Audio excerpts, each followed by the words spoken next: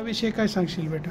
खेळाविषयी प्रत्येक मुलांसाठी एक ग्राउंड आहे आणि मुलींसाठी एक ग्राउंड. एका ग्राउंडमध्ये मुली खेळतात आणि दुसऱ्या ग्राउंडमध्ये मुली. ज्या नसनीचा खेळ खेळू वाटतो ते खेळ खेळतात, पण त्या खेळ सांभाळून खेळावा लागतो.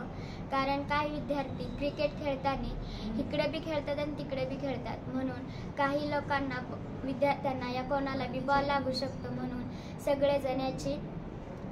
सगळेजण याची काळजी घेऊन खेळ खेळतात. प्रत्येक दिवशी अधीक्षक सुद्धा गेम खेळतात आमचे. या इथं आम्हाला बसून गाण्याची स्पर्धा घेतल्यावानी खेळतात.